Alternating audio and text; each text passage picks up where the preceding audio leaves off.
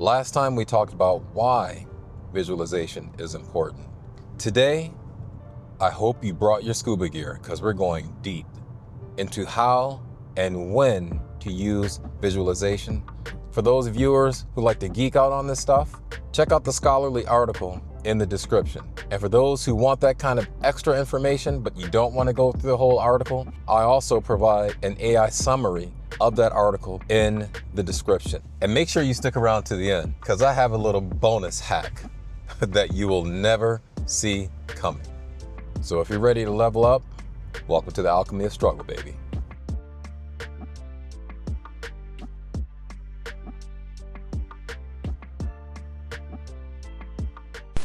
So before we get started, let me explain to you what visualization is not. And I think this is where a lot of people get it wrong. It's not just passive daydreaming. Think of it like this. Think of the last time you watched a movie that had you so deeply engaged that you got goosebumps or your pulse quickened. You were sitting on the edge of your seat. That's what visualization is. It is an immersive experience so deep, so heavy, and so detailed that the brain cannot tell the difference between what's going on inside of your head and what you're actually doing physically. That's why it is so powerful, and it's why so many athletes absolutely swear by it. So let's run through what a day of visualization looks like. Let's start by visualizing in the morning. You want to feel the mat on your feet. You want to hear the sounds of the gym. What does it feel like when you get the grips? What does it feel like when your opponent puts pressure into you? You want to feel all of the elements of that environment, just like in a movie. It's why movies are so powerful. Again, listen to what the coach of Michael Phelps said. It's like watching a movie. The key to visualization is, number one, it has to be very vivid. It has to be rehearsed many, many times because the brain cannot distinguish between something that's really vividly visualized and something that's real.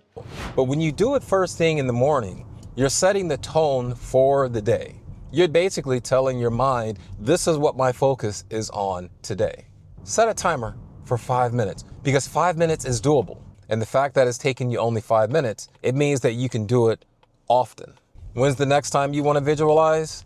Before you head to training. What is the move of the day? What is the sweep? What is the technique or whatever that you're working on? Take at least 5 minutes, but I would say if possible, spend a little more time prior to going to training to focus on your visualization exercise. So what I do before going to Jiu-Jitsu, I'm thinking about whatever the moves are that I plan on practicing that night. Let's say there's a particular takedown that I've been working on. What I'm gonna do before getting to training is I'm gonna spend, now this is because I've been doing this for a little while, I'm gonna spend a good 10, 15, 20 minutes doing mental repetitions in my brain.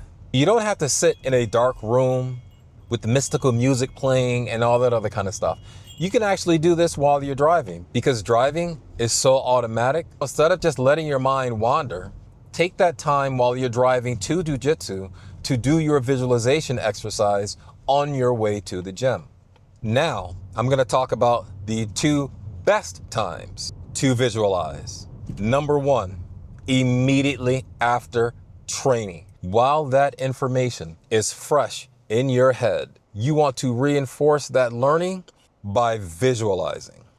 One of the habits that I've had for years, after every jiu-jitsu training session, I go sit in the sauna for 30 minutes.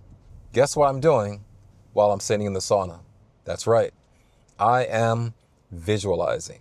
I am thinking about either the technique that we worked on that day or the problem that I've been trying to solve, or if I'm preparing for a competition, I'm visualizing everything about that competition.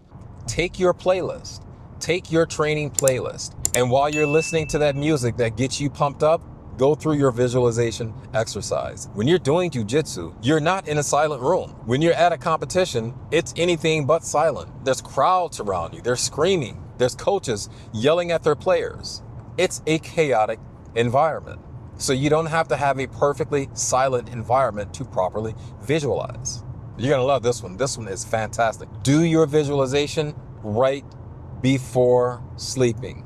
It has been found that if you've been studying something, if you can study that thing right before you go to bed, sleep is going to help reinforce that material in your mind. So what I do, I just lay my head on the pillow and I spend the first few minutes doing my visualization repetitions. Just watch yourself going through the motions, hitting the reps, and then drift off to sleep. And if you're lucky, maybe you'll have dreams about what you've been visualizing. If you can have dreams about what you've been visualizing, oh man, that's a game changer. Now, why do I call this a superpower? There's two reasons. One is very general, because it's been proven to be effective, not only in athletics, but in all life endeavors, which is part of the bonus that I'm going to talk about at the end. But the other reason it's a superpower is because, surprisingly, or maybe not surprisingly, if you've been around Jiu-Jitsu long enough, Jiu-Jitsu people, they don't do this stuff. If you become really good at this practice, it is going to give you a competitive advantage greater than anything you will learn on the mat. Let me say it again.